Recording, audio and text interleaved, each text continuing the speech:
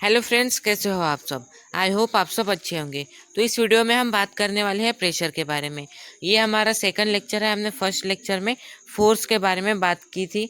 Force क्या होता है, फोर्स के कौन कौन से टाइप्स हैं, या फोर्स को हम हमारी डेली लाइफ में कहाँ यूज़ करते हैं, ये सब हमने फर्स्ट लेक्चर में डिस्कस किया था। अगर आपने फर्स्ट लेक्चर नहीं देखा तो ऊपर आपको आई बटन में फर्स्ट लेक्चर मिल जाएगा, तो आप वहाँ से फोर्स के बारे में वीडियो देख लेना। तो इस वीडियो में हम बात करने वाले प्रेशर क्या होता है और प्रेशर का यूनिट क्या होता है। सो इस वीडियो में हम बात करेंगे। सबसे पहले जैसे आपको स्क्रीन पर दिख रहा होगा, ये जो हमारे पास एक स्टेटमेंट है, ये है प्रेशर की डेफिनेशन।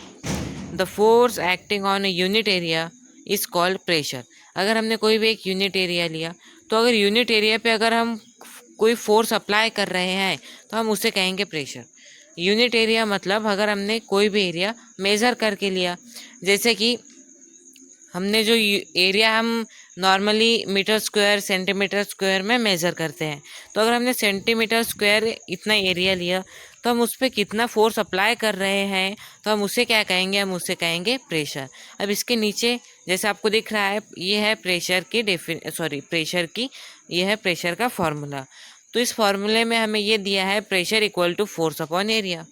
मतलब अगर हमारे पास प्रेशर की वैल्यू है और एरिया की वैल्यू है तो हम आसानी से फोर्स की वैल्यू निकाल सकते हैं।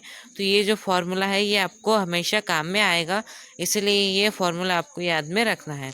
अब इसके नीचे हमारे पास एक और स्टेटमेंट है, if area increase then pressure will be decrease for same force. अगर हमारे पास जो फोर्स है वो अगर सेम है, तो सेम फोर्स के लिए अगर हमारे पास जो एरिया है, तो हमने एरिया को अगर इंक्रीज कर दिया तो जो हमारा प्रेशर उस पर अप्लाई होगा ना, तो वो अप्लाई जो प्रेशर है वो डिक्रीज होने लगेगा। क्यों? क्योंकि हम एरिया को इंक्रीज कर रहे हैं, इसलिए प्रेशर क्या हो जाएगा, डिक्रीज हो जाएगा। और if area decrease the pressure will increase for same force.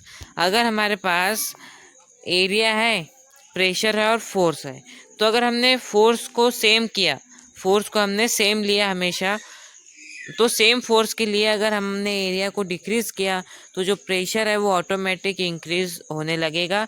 तो ये दोनों स्टेटमेंट आपको याद में रखनी है, दोनों स्टेटमेंट आपको हमेशा काम में आएगी। हम रिवाइज कर लेते हैं। तो हमारे पास जो फर्स्ट स्टेटमेंट थी, तो उस स्टेटमेंट में हमें दिया है कि अगर हमने एरिया को इंक्रीज किया तो सेम फोर्स के लिए हमारा प्रेशर क्या हो जाएगा, डिक्रीज होने लगेगा।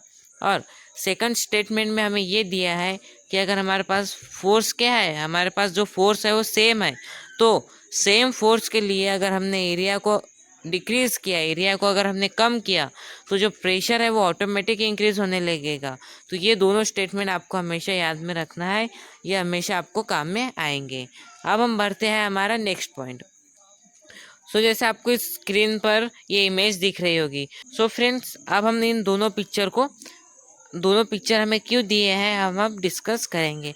सबसे पहले हम देखेंगे, ये हमारे पास दो हैमर्स है, ये नेल है और ये वुडन की स्ट्रिप है, लकड़े की स्ट्रिप। तो जो फर्स्ट इमेज में हमें दिख रहा है, अगर हमने जो नेल है उसे अगर हमने हैमर से हैमरिंग की, तो जो नेल है ये आसानी से लकड़े में चला जाएगा। और जो सेकंड पिक्चर है, इसमें जो नेल है वो आसानी से लकड़े में नहीं जाएगा। क्यों? क्योंकि हमें पता है कि ये जो नेल है यहाँ पे उसका एरिया बहुत कम है, तो इसीलिए प्रेशर ज़्यादा अप्लाई होगा और ये आसानी से अंदर चला जाएगा। लेकिन सेकंड पिक्चर में ये जो एरिया है नेल का, तो नीचे के साइड में यहाँ बहुत सारा एरिया है, ग्रेटर एरिया है। तो जो फोर्स है, हम फोर्स दोनों में सेम लगा रहे हैं, लेकिन यहाँ पे जो प्रेशर है वो कम अप्लाई होगा। क्योंकि इससे पहले के स्टेटमेंट ने हमें पढ़ा था कि अगर हमारे पास सेम फोर्स है लेकिन एरिया अगर हमने डिक्रीज किया तो प्रेशर इंक्रीज हो जाएगा, और अगर हमने एरिया को इंक्रीज किया तो प्रेशर डिक्रीज हो जाएगा। आई होप आपको समझ गया होगा। फ्रेंड्स, अब हम पढ़ेंगे यूनिट ऑफ प्रेशर। जो प्रेशर होता है उसको हम कौन कौन से यूनिट से मेज़र करते हैं, या प्रेशर को दर्शाने के लिए हम कौन कौन से यूनिट का यूज़ करते हैं, अब हम पढ़ेंगे। तो जैसे आपको दिख रहा है, the unit of force is Newton. तो सबसे पहले हम जो फोर्स है, हमने फर्स्ट लेक्चर में पढ़ा था कि फोर्स का यूनिट क्या है, न्यूटन है।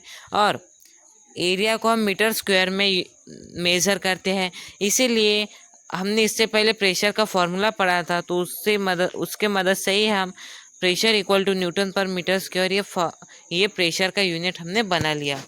तो इससे हमें जो प्रेशर है इसका यूनिट मिल गया। तो आपको ये जो दिख रहा है न्यूटन पर मीटर स्क्वायर, ये है हमारा प्रेशर का यूनिट। और अब इसके बाद सेकंड स्टेटमेंट में हमें ये दिया है, we also measure pressure in pascal. Pascal भी एक यूनिट है, तो हम पास्कल में भी प्रेशर को मेज़र करते हैं।